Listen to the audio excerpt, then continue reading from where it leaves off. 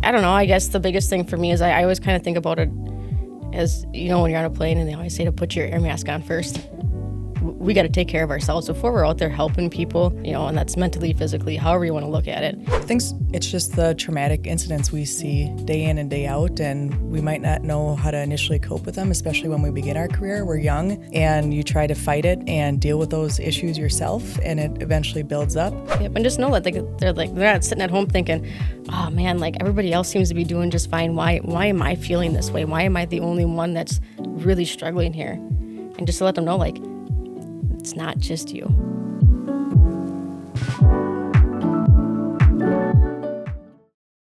Hey everybody, welcome to another episode of the Wausau PD Podcast. I'm Todd Bate, I'm the Deputy Chief here at the Police Department, and today I am joined by Lieutenant Joe Kurtzhals from our Administrative Bureau and Officer Jena Zinkowich, who is one of our night shift patrol officers. Thanks for being here, and today we want to talk about our peer support team here at the Wausau Police Department. Maybe specifically about our department team, but also generally about sort of the emergence of peer support in law enforcement that seems to have become a lot more common than it used to be maybe when any of us started. So want to talk a little bit about that. So maybe in that vein of peer support, why do you think overall, and either you could take a stab at this initially, why do you think that that's an important thing? Why should we be concerned about having peer support teams in law enforcement? Why do we need peer support here in our profession? Thoughts? Yeah. Go ahead. All right. I don't know. I guess the biggest thing for me is I always kind of think about it as, when you're on a plane and they always say to put your air mask on first. We got to take care of ourselves before we're out there helping people. We got to make sure that we're good to go, that we're fit. And that's mentally, physically, however you want to look at it. But I think the mental health portion of that kind of gets tossed to the side once in a while. People just kind of forget about it until, oh no, I need some help now. I'm not doing great. Yeah, that's a great analogy. I like that. What is it about our profession, do you think, that is problematic? I mean, I think a lot of professions can be very difficult and certainly have their ups and downs and their stressors. But I don't work in those professions, so I'm not really familiar with what those might be. But what is it about law enforcement? I think some people maybe on the surface could guess what some of those might be. But you guys have been doing this for a while. What are some of those things that might create some of those difficulties in the life of a law enforcement officer? I think it's just the traumatic incidents we see day in and day out, and we might not know how to initially cope with them, especially when we begin our career. We're young, and we don't know what tools that we are available to us or how to use them, and you try to fight it and deal with those issues yourself, and it eventually builds up. So I think that's kind of how it begins. Yeah. Well, you and I were talking a little bit ago about there's a lot of statistics out there about how many traumatic incidents that the average officer is exposed to throughout their career. And one stat that I saw suggested that the average law enforcement officer is witness to or is involved with 3 traumatic incidents every 6 months. So extrapolating off of that, maybe over the course of a 25-year career, that's 150 traumatic exposures, traumatic incidents. What kind of impact does that have on an individual? I don't know what the average number is for a citizen that that isn't in law enforcement, but what kinds of things, what kinds of struggles are you both aware of maybe that officers are experiencing in our profession here locally, in our state, across the nation? Well, I think for me, when it comes to the traumatic events and stuff like that in a person's life, I think something that we kind of forget is a traumatic experience could be literally anything. People have things going on in their personal lives that we have no idea about, where, something that typically wouldn't bother them is now bothering them. So, I don't know, really, it could be literally anything. Sure. I guess at the end of the day. Yeah, I mean, anything that takes them out of their normal everyday behaviors can trigger a traumatic incident or event. And just really learning how to deal with that and what they can do to overcome that is kind of why we're here and why we have a peer support team at the police department. Yeah, I like that. And I think along with that, in the training that you've received and the conversations that you've had with people, and maybe in your own personal experience, having been to some of these incidents or experiencing things in your own personal life, what kind of effect on an individual's personal life does that have? I mean, I can imagine sleep disruption or like, I don't know. I mean, you're a night shifter already, sure, Jena, so I don't know if sleep disruption, I guess I don't know how much more complicated that could be. But I mean, really, how could that affect an individual's personal life? I would say one of the huge ones too, besides sleep deprivation, is being irritated and irritable. So now you take that home to your family because you don't know possibly how to cope with the situation you're dealing with. And now you're going to have struggles not only with your family and friends, but then also that comes back to your work life and having issues with your coworkers or your supervisors. And it just kind of keeps compiling on if you don't know how to handle the situation. Yeah. Kind of to flip-flop that, like I know there's been times where I've cried at work because I'm missing out on a big family event. Mm-hmm. Something I really wanted to be there for, and I can't get off work, whatever it may be. And that gets hard. Yeah. That gets hard sometimes. I knew kind of coming in this career, like, yeah, I'm going to miss things. That's to be expected. And most of the time it's fine. But every once in a while I'm like, man, mm-hmm. I really wanted to be there for that. And I just couldn't make it happen, or something happens to a family member and we can't get there right away because we got to work.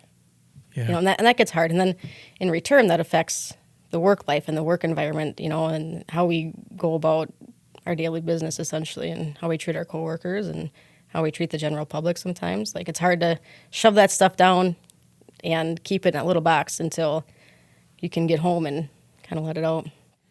Yeah, I appreciate that. I can identify with some of those feelings. The sacrifices that law enforcement officers make, that can compound, right? And it can really have an impact or a strong effect on people. This podcast episode isn't really about this next thing I'm going to say, but I think it is worth mentioning as a springboard into kind of this whole conversation, which is in some really extreme cases, this can impact officers in the sense of officer suicide. So a recent statistic I saw from 2023 numbers showed that I think it was like 183 law enforcement officers had committed suicide in 2023. And the number of line of duty deaths that were recorded was like 138 or something like that. So less, certainly. And I think the data also suggests that that's a low estimate of suicides, that it's likely higher than that. I'm not asking you to totally get down into the weeds on this, but when you hear some of those numbers through the lens of what we're talking about, like, does that increase our urgency about this topic and our desire to want to do something?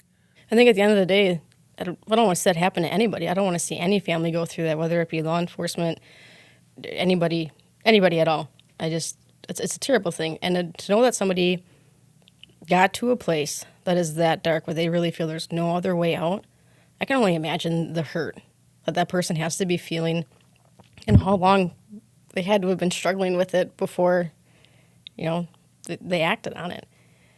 And that's, I don't know how else to put it. I can so identify with what you're saying, Jena, and that's exactly how I felt. I'm really glad you said that because I didn't think I was the only one that felt this way, but I can still recall one of the first suicide calls that I had gone to in the community, and I remember getting there as this was sort of unfolding, and so it was a real-time type of a scenario, and then having to go into this residence to assess needs and see if there was anybody else that needed any help in there. But I remember thinking how sad it was that we live in a great community, a community of 40,000 people with abundant resources, and an individual had gotten to a point in their life where they felt this was their only recourse.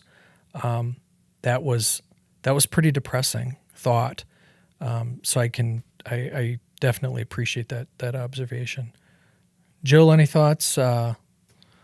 Just kind of overall about this topic. Again, I don't want to keep this total depressing tone to it, but it can shock the conscience a little bit about some of those numbers. Absolutely. And like what Jena said, it's just sad to know that people are in that state of mind and that they feel they have no one out there that can help them anymore. And I mean, I keep going back to this, but that's why we are here and we are training constantly and trying to figure out what resources are available to everybody. So when that time comes that maybe we know that someone is struggling, we're there to help them and can get them the assistance they need. Yeah. As cops, we're not ones to usually wear our emotions on our sleeves, so I think having the peer support team, sure, we might not get reached out to, on a daily basis by any means or anything like that, but every once in a while, you'll get somebody that comes forward and be like, hey, like, you just got a minute, I just need to talk. And I think it truly makes a difference for people. I mean, I've had people from other agencies reach out to me, from other counties, that, hey, I got somebody that could just use somebody to talk to, like, are you available? Yeah, absolutely. Put them on through. Excellent. So the positive impact is being made for sure. Absolutely. And whether it be, on a large scale of the suicide rate and stuff like that. But I think it's going about the little things first, like somebody might come with you like, hey, you know what? I just had this call and I'm just frustrated. Like, I'm not sad about it, but I'm just mad. Like, I am just mad. I'm like, all right, let's talk about it. And more times than not, people just need to be heard. They just want to be heard. Yeah. And like you said, with not wearing your emotions on your sleeve, and a lot of times too, it's just about knowing who you work with and talking to them every day. And that way, when something is going on in their life and maybe they don't respond the way they typically do, or you can sense something's off, you are there to talk to them, to listen to them. Yeah. Well, and like you'd kind of hinted at too, it isn't even necessarily about a work-related thing. Like, it sort of is in the sense that here we are talking about it on this podcast, but officers are human.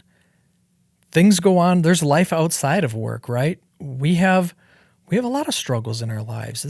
There's a lot of people in this profession. There's relationship issues. There's loss of loved ones. There's all kinds of things that impact us as just like they do anybody else. Yep, just like anybody else. We still have the day-to-day stuff that we all struggle with. Yeah. Yep. Absolutely. Well, thanks for kind of setting that up, teeing that up a little bit. So then what I wanted to ask is, okay, like, why do we need peer support, which is kind of what we were talking about.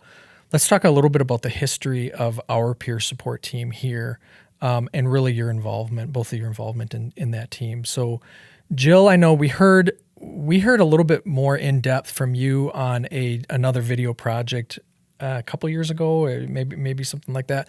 It was one of our Behind the Call series, and we can link that in the episode description when we upload this, if people want to watch that further. But you had talked about an incident that had an impact on you. It was a difficult incident that seemed to sort of feed into maybe a desire or helped grow a desire to be involved with the peer support team.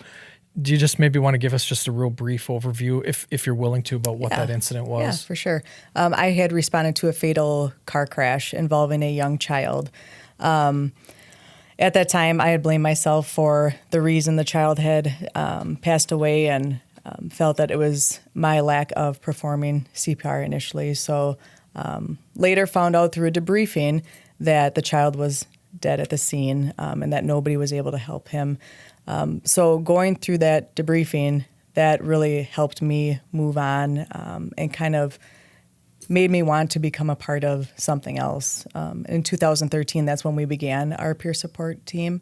And at that time, I was asked to be part of the team. So going through what I initially had gone through in 2010, and knowing that I didn't want anyone else to have to deal with that, especially alone like I had, it made me really want to be part of the team and be able to help others. Let me ask this, and I'm not trying to peel any scabs off, but like, I don't want anybody to be under any illusion that like these things don't stay with us. So for example, that specific incident, I'm guessing, correct me if I'm wrong, like that's something that I'm sure you think about every once in a while, or maybe even more than once in a while. I don't know. Like, those experiences stay with us, but you've found a way to work through those experiences. Yeah, absolutely. Or that one. Yes. And at that time, the child was the same age as my son. Mm-hmm. So that was very difficult kind of to deal with at that point. And like you said, I still struggle with that issue. A couple years ago, we had another fatal accident involving a child, and that kind of hit home again when that incident happened. And especially because my nephew was that child's age and he lives in that area. So initially it was the overall panic of, is this my nephew involved?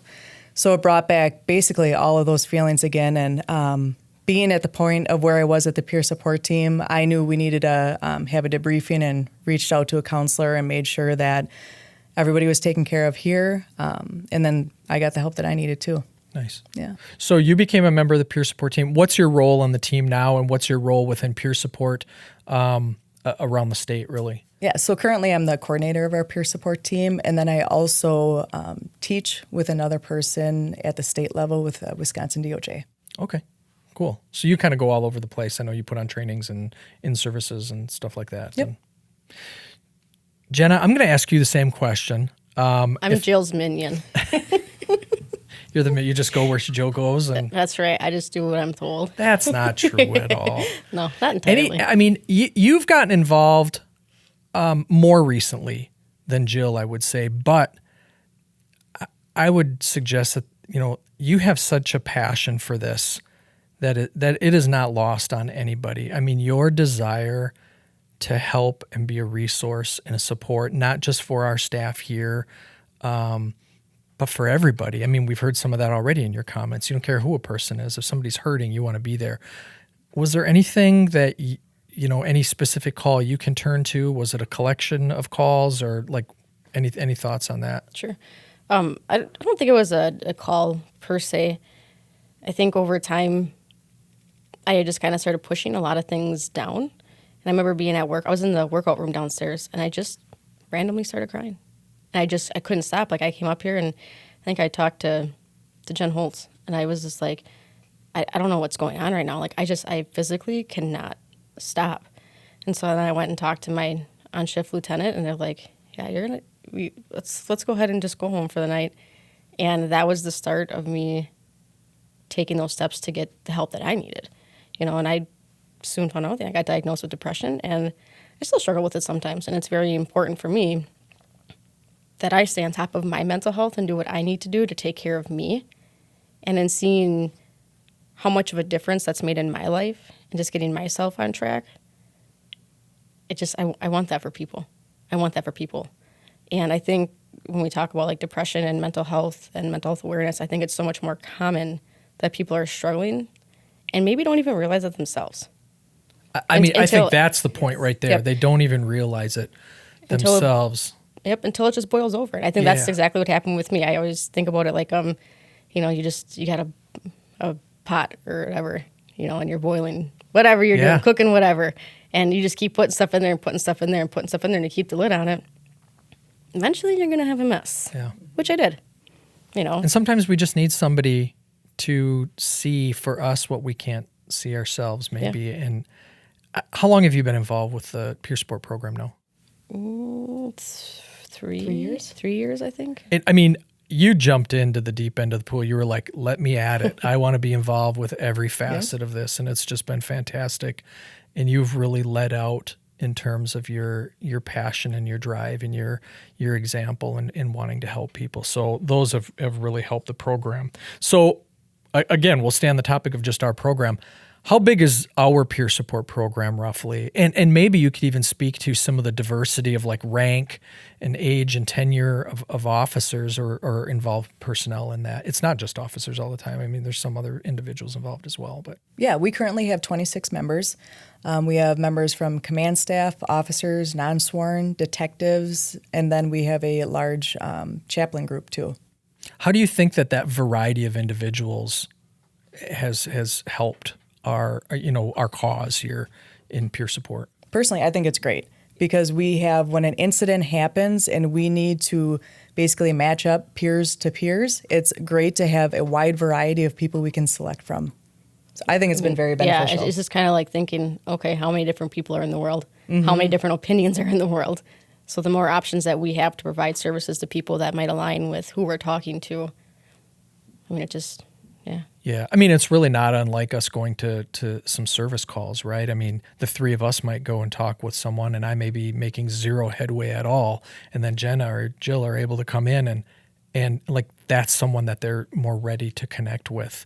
or vice versa. And so I think that variety's probably been really, really helpful. And kind of in the same sense too, it's nice to get, even as a team, like different, there's a word I'm looking for. Opinions? I can't find it. Perspective, there you different go. perspectives, different points of view. Yep. All those things. It's nice from, everybody comes from a different place in life, and we're all got a little bit of a different job here. Like we're all under the same roof, different rooms. So it's nice to kind of get all that together, and we can sometimes make a plan to go a different route than what I had initially thought. That might be more beneficial that I just simply hadn't thought of before. Yeah. So you said 2013 was the inception of the program. So in 10 years, I'm guessing, and we have 27 members now, I'm guessing in 2013, like the day after we said, hey, we're having a peer support program, there wasn't 27 people that said, I would like to be involved. Like, how was it slow at first? Is it like, what's been the progression of that? Yeah, and initially when we began the team, it was a group effort. So we had other agencies that were on board. Okay. So it was Marathon County Sheriff's Department and I believe Everest Metro and a few other agencies.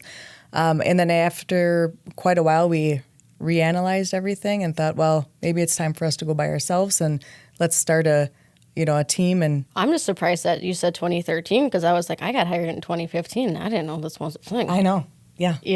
Let's not say that, but why not? I didn't know, but that goes to true. show though, like over the years, like look how at much what we've done, how much more important it's gotten, how Yeah. much more we've started to pay attention to mental health, Yes, and and just how- really take that step forward and be like, we got to do something here. What we're doing right now isn't enough, so let's keep moving forward with it. Yes.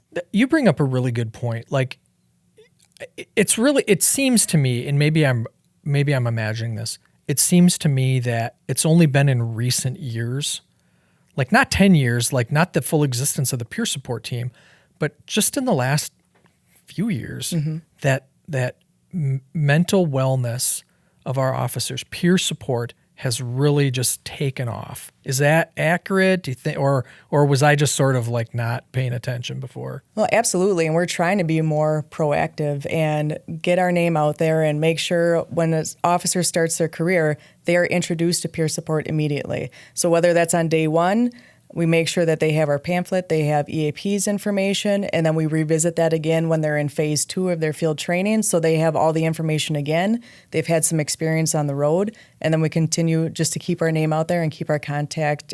Anytime there's an incident that rises to that level where we feel we need to be involved, making sure that we make contact with them and they know that we're there. Yeah.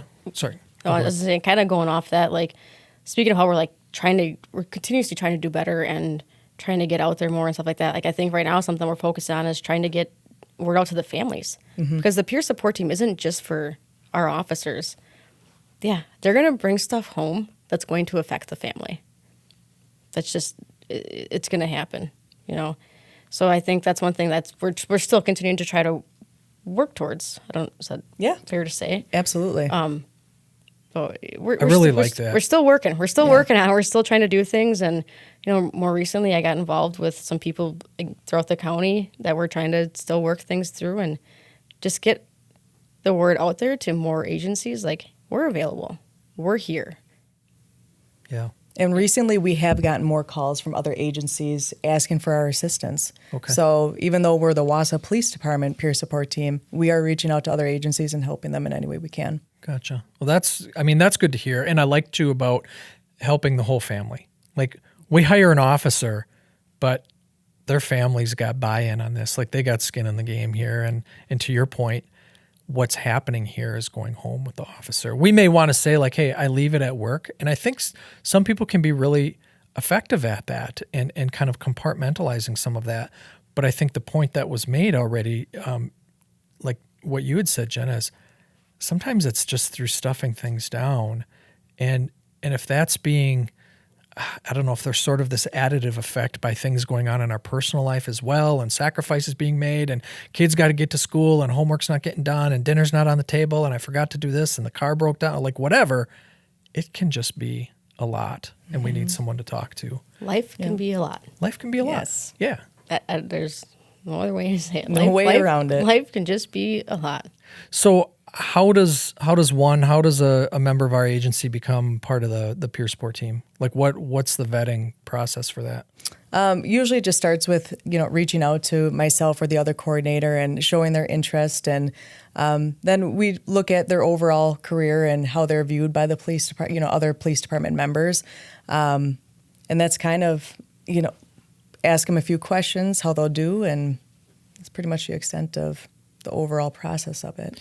When members are coming onto the team, and maybe not even just new members, really everybody, I was going to ask about like the onboarding process, but really what is the ongoing training, or what type of training are you receiving, or information that would allow you to function well in that role as a peer support team member? So initially, when a peer support member begins, we send them to an 8-hour peer support class, just a basic peer support class. And then once they're finished with that, they're officially on the team. And then from there, we do quarterly trainings. We have a counselor that provides trainings for us. And we also have reached out to EAP. They have trainings that we can take. And there's also many online trainings that we can do. So I was just going to say, like with those trainings, what would be some of the topics that have been presented at some of those trainings, for example? We all know that, it's no secret. Law enforcement usually goes hand in hand with some drinking problems. So let's say we have somebody that's struggling with that, and we'll go that route. Or we have somebody that's struggling with, their home life, their relationship. So that's something that we'll focus on in training. Like, okay, let's say we have kind of like a scenario, like we'll have somebody who's struggling with this. Here are some of the steps that we can take to better support that person. Here are some of the resources that we can provide that person, because we're kind of the in-between guys, So if you want to talk to me, I'm happy to listen. I am also not a therapist. I am not a counselor. So my advice, I'd rather you get that from somebody who is trained. Mm-hmm. So I don't know how else to put it, really. I mean, it's so many different situations and things that we've been training on, and basically it just comes back to the everyday stuff that we struggle with, relationships, the alcohol, the stress of the job, hard calls, feeling guilt, stuff like that. Yeah, and a lot of it too is just communication, how to talk to somebody and knowing when do you need to refer, or how do you handle that situation. So a lot of situation-based training too. Yeah. Well, I think, and I like the distinction that you made, like, hey, we're not trying to pretend to be something that we're not here. What we are interested, compassionate listeners, and we'll do our best to then, what you had said is like, we can refer you out if need be. We can get you dialed in with resources or encourage you, right? We can QPR, right? We can do those things. We can ask good questions. We can, try to persuade you to do good things and just do what we can to. And I know another thing that we kind of talk about too is, hey, you just went through something that's terrible that no human should ever have to see. Here are some of the things that you can expect to feel in the next, weeks or days, and just know, like, these things are normal. It's normal to feel these things. So it won't catch an individual off guard, in other words. Yeah. And just know that they're not sitting at home thinking, oh man, like everybody else seems to be doing just fine. Why am I feeling this way? Why am I the only one that's really struggling here? And just to let them know, like, it's not just you. Yep. And to flip that too, when other people are struggling and someone is not, sometimes they question why they're not struggling and if something is wrong with them. Yep. Like that's interesting. I think I've felt that before, and I think others can identify with that. Absolutely. Mm-hmm. I think especially too when it comes to some of our, like newer officers who may struggle with things a little bit more than some of the more senior officers, and they think, well, man, am I cut out for this job? Am I in the right profession here? If I can't handle this, well, it's not that you can't handle it. It's that you're human and you're having feelings, and that's okay. Yeah. I think that's a really good point. So if somebody's going to come talk to you and say, hey, I got something on my mind, or this happened or that happened, do they need to be worried that, like, okay, we're done talking, I'm going to go talk to the deputy chief or the chief now, or like, let's talk about confidentiality for a moment here. We have a policy about our peer support team. I mean, nothing here is done in a vacuum. Like, these are well thought out things. But what can you comment about confidentiality issues? I'm glad you brought that up. I am. I think it's a big concern for people. Yeah. Mm-hmm. As cops, we don't always trust people the easiest, especially when it comes to things that we're feeling and thinking that might not align with exactly, how do I say this? it might not be a popular opinion, whatever they're feeling or thinking, So the last thing that they want to do is go talk to somebody and then be like, oh man, are they going to go tell this person and that person, or am I going to get in trouble now? So I forget, I don't know exactly what our policy says. I'd have to look at it to be able to quote it. But I know that we just got a state law passed for peer support, essentially saying that we're not obligated to, as in court. You know what? I'm just going to stop. I'm going to let you take this part. Well, just as far as confidentiality goes, too, that is why when you are selecting members on your team, it is so important to ensure you are selecting the right members and that you have members on your team that the peers are going to trust and that they feel comfortable coming to and know that when I leave the room, it is not going to go anywhere. Because you can have a great peer support team and you can do all the training you possibly can and put on all the hard work. But as soon as someone breaks that confidentiality, it has completely destroyed that team. And when the trust is gone, it's gone. It's gone. And I think being, I don't know, kind of newer to the team, like it's something I think that we're still working on building. Mm-hmm. Yeah. It's going to take some time to let people know, like, this really isn't going anywhere. I promise it is staying between you and I. Yeah. Yeah. I mean, in that point that you bring up, I know that that's addressed in our policy, our peer support team policy. It talks about these communications being confidential, and then there's a unless. So there are some exceptions to that. Sure. I would say, like, right, if a peer support team member, for example, has some information that whoever they're talking to is going to put themselves in harm's way, right? I mean, that's something that we're going to be obligated to share, or at least take some action on. I mean, correct me if I'm wrong here, right? No, I mean, essentially, it's if they're a harm to themselves or somebody else. Yeah. Or it's a mandatory reporter situation. Yep. Yep. We give, I would say, the same respect to our officers that we would give to the general public. I'm not going to talk to somebody on the street about, whatever's going on in their personal life and then go, hey, what's your best friend's name so I can go tell them what you just said? Yeah. You know what I mean? Yeah. Like, yeah. Well, I mean, what you had said, I mean, that's going to erode the whole purpose and integrity of the program, Mm-hmm. right? No one's going to come talk to you. No. If that's how that's going to be. So we know that peer support team members, they're good listeners. They're going to listen. They're going to want to communicate. But, like, what other support, like, what other forms does that support take? Hey, I can call you, you can be a good ear for me to listen to, but is there anything else that our peer support team members can do or have done? Or is it just kind of like, hey, we'll do whatever we can that is reasonable that will provide some assistance to individuals? I gotta think of, like, I know we have a lot of stuff, like, yeah, you've shown up in person to talk to people. It's not like we're just gonna let somebody go through this huge big event and just be like, hey, hope you're doing good, thumbs up, bye. Like, we're gonna go have a conversation with them. That's something that we're still kind of learning to do too. Like, the in-person stuff is important, and I know that we need to start doing that more, because I think in the start, at least for me, we were kind of shooting texts like, hey, just checking in, but that face-to-face contact is where we need to get to. So we can do that, and then not too long ago, we sent some, like, Gatorades and stuff like that to a different department that was going through some stuff. Just a simple, hey, we're here, we're thinking of you. We're not trying to intrude on what you guys got going on here, but if you need us, like, we're around. Yeah. So like a sign of support, right? Yeah. And that's what Jena just mentioned too.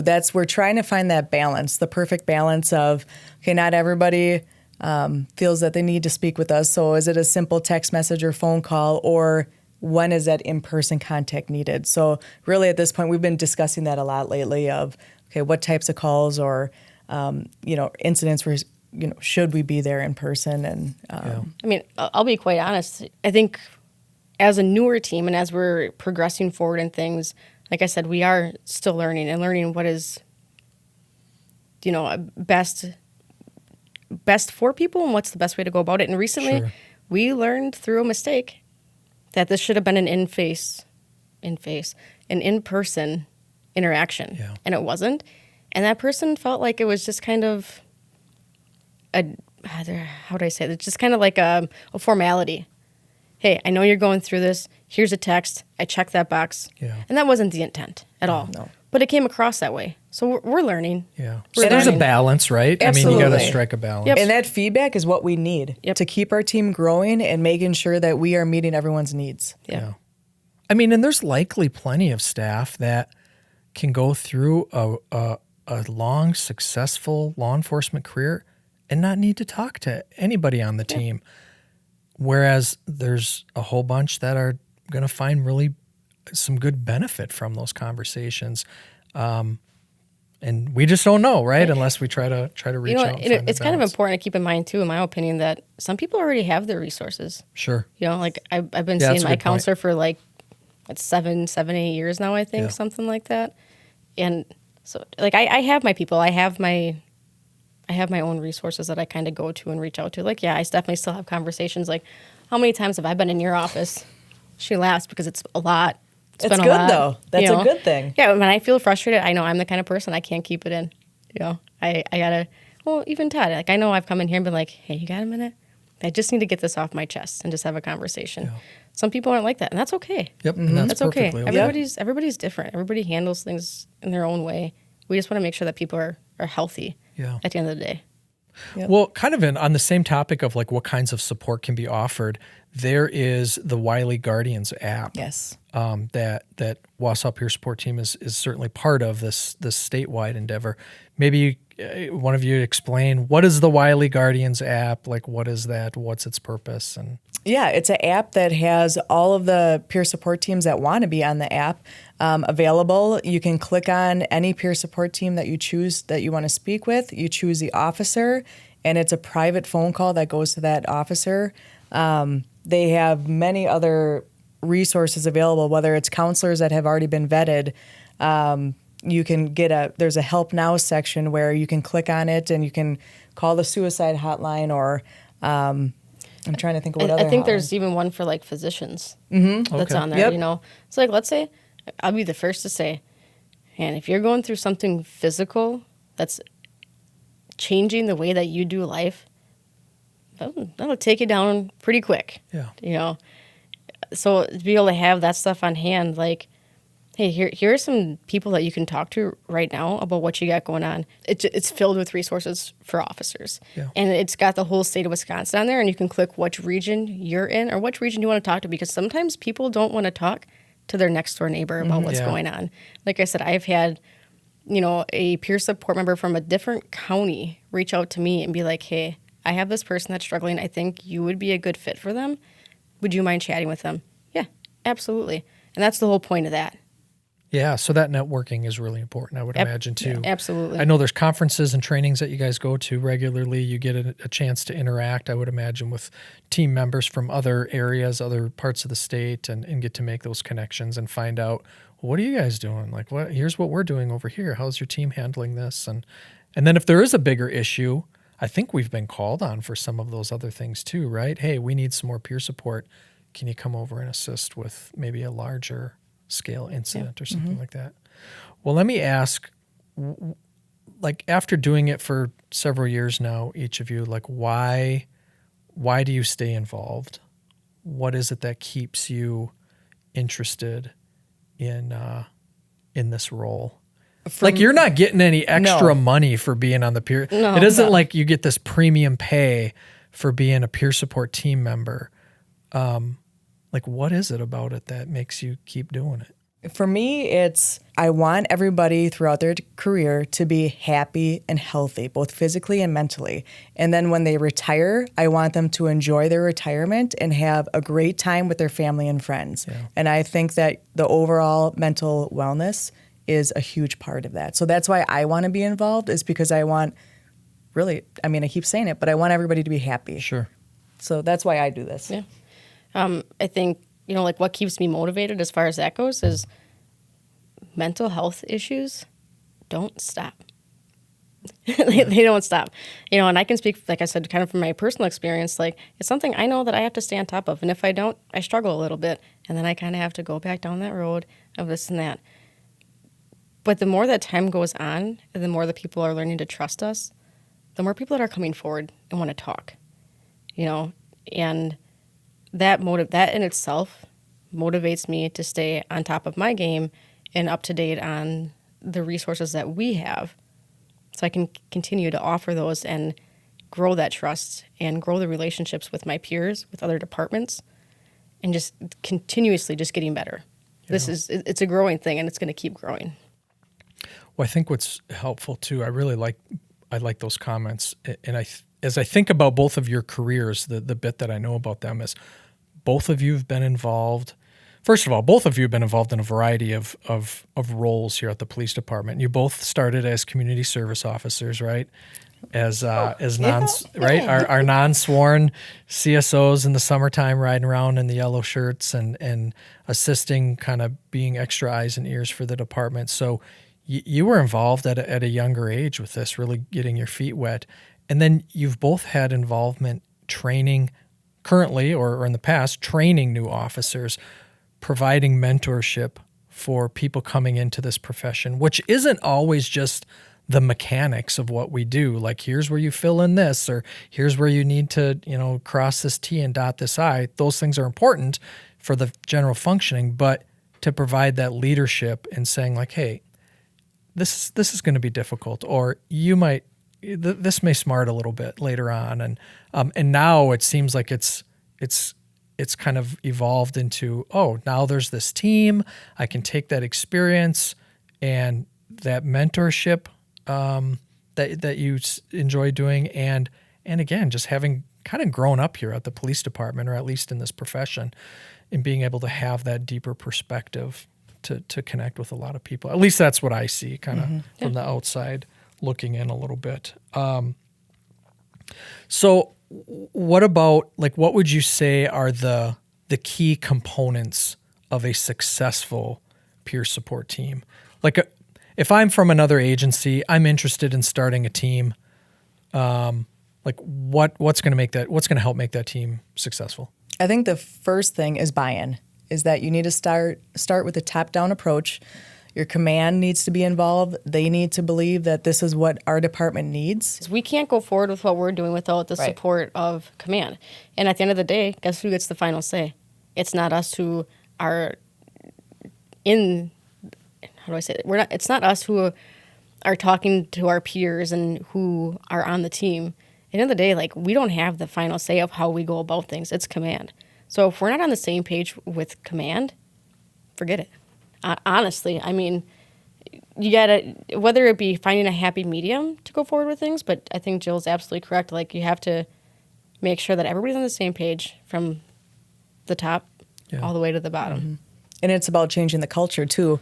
So when you're starting a team and you initially, have someone do that presentation on this is why we're having this team, you need to make sure that you have the right person doing that, because we've all been in those briefings when something has come from command and the supervisor doesn't quite believe in what is being presented, and they present it, but they're like, kind of whatever, and it immediately flops. So when we're talking about having the top-down approach and making sure there's buy-in and everyone believes in what we are, moving towards, everyone needs to be part of this, and otherwise it's not going to succeed. Yeah. So for me, buy-in is number one, and then second, confidentiality is, once you get that team going, and because you're going to put in so much effort getting your team going, getting everyone trained, making sure it's a success, but as soon as someone breaks that confidentiality, it's a big issue, and I can't see the team moving forward without. I couldn't either. I mean, and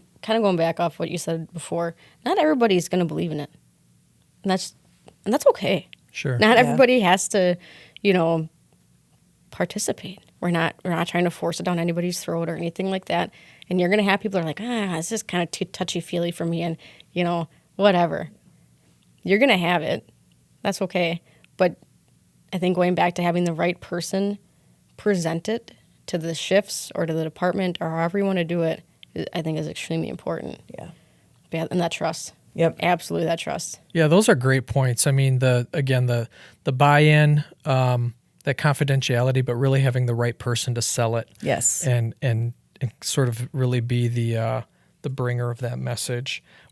Jill, you and I talked about this a little bit ago. I don't know that there's a great answer to this. Jena, maybe you'll have some perspective on this, but like, how do you gauge the success of the peer support team? Like, if you're looking at our team, for example, I don't know that we're keeping any metrics or anything like that, but like, how do we know that our team's being successful and fulfilling its mission of providing this service to our staff or to others in our profession? Go ahead. I was just going to say, in my opinion, I think it's good that we don't keep stats. We don't keep that stuff, because the last thing I want is somebody coming to me and being like, "Oh man, are you gonna have to like put my name in like this little graph and like now people are gonna know that I came to you because there's documentation of it somewhere?"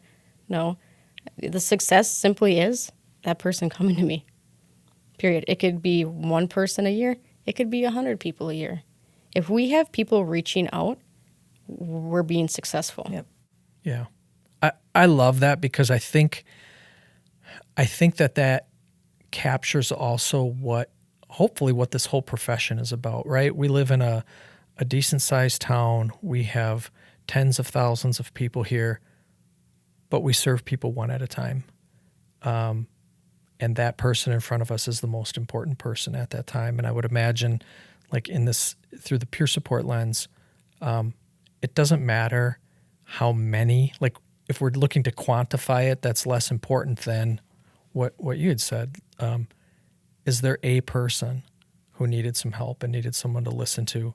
Then all of this was worth it, right? Like, if it helps one person. I think it kind of goes to say, like, well, how do we know that we're successful at mass events as a department as a whole? Sure. Well, we made it through a mass event.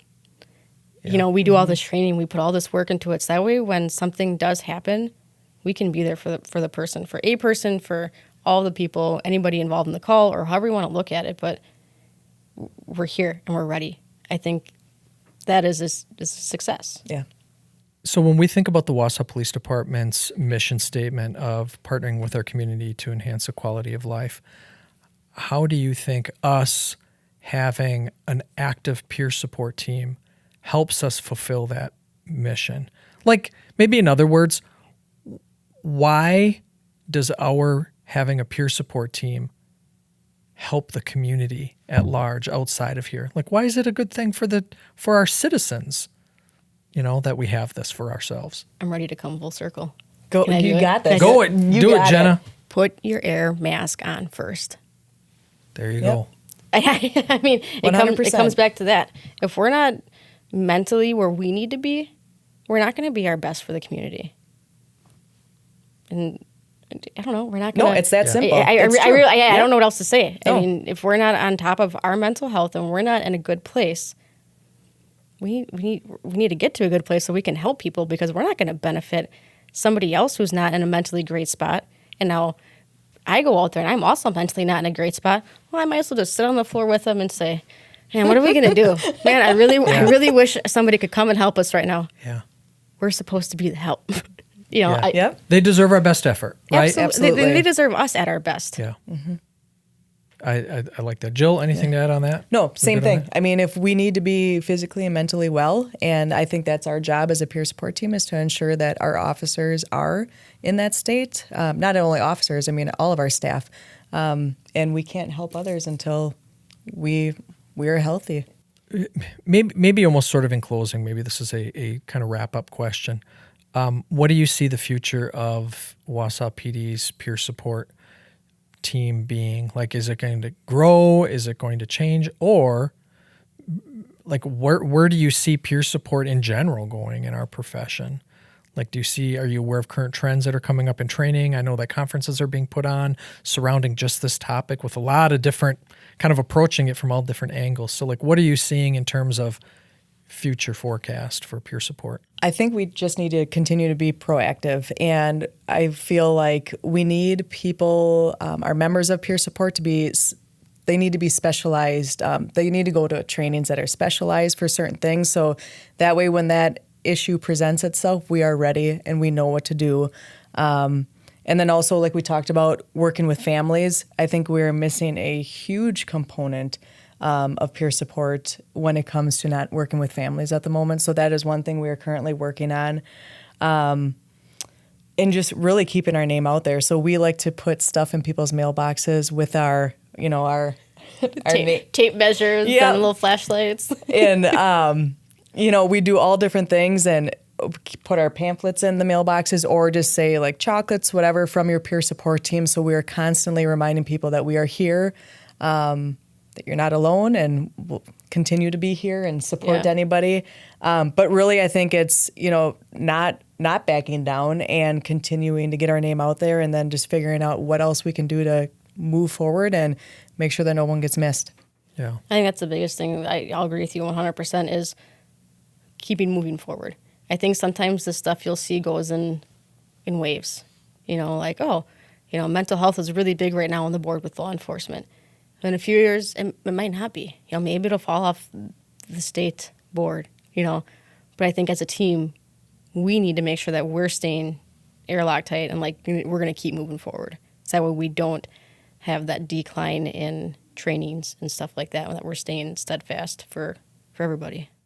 Yeah, I love it. That idea of kind of progressing, keep on keeping on sort of a vibe, which I think really is in line with our vision statement about being regarded as the standard of excellence. And I think that that continual effort and that continual improvement and striving to do the best that we can for our staff as individuals, as a collective agency, but really it benefits our community. It provides the best service that we can for our community. So kind of going back to what you had said before about the size of our team, 27 members on the peer support team, that's not to say that limits our supporting ability as a department to those 27 individuals.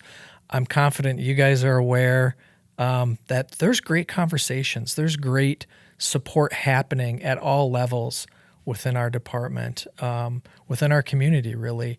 And how does that make you feel to work in a culture like that does support that type of an environment?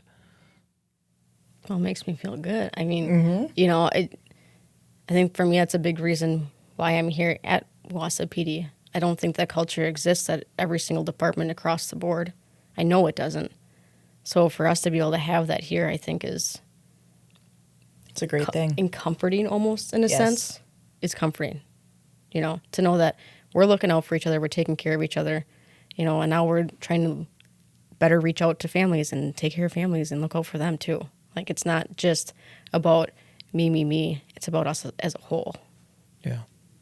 Jill, any thoughts? Oh, you kind of hit everything there. That's very well said. Bam. Very well said.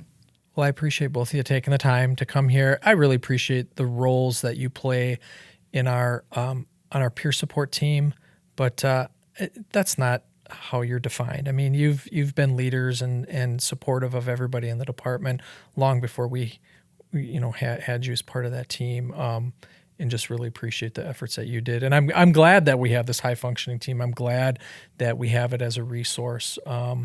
And I would say that if there's people that are listening or viewing this that are maybe in another agency, maybe it's a smaller agency and they don't have the same number of resources that we have, there's resources out there, it sounds like. There's people that they can reach out to. They could certainly reach out to you as a state representative in this field. They could reach out to Jena, get some insights into how do I set up a team with my agency? Maybe it's partnering with other agencies in your region or in your county. Whatever can be done to make it work to support your staff, I think would be a good thing, right? And Jena, you got something to say? I'm just gonna add to that just a little bit, and that goes if there's any family that sees this, of officers, and you have suggestions of how we can be better involved for the family's sake, by all means, reach out. Let us know, because we're trying to think of the best way to go about it, and this is where it comes to having all those different members on a team. We need some perspective here. Awesome. We'll take the help. Yeah. Great way to close it out. Well, we appreciate you guys being here. And thanks, everybody, for watching and for listening. And let us know if there's other things that you'd like to hear about. And we'll discuss those on further episodes of the podcast. Thanks.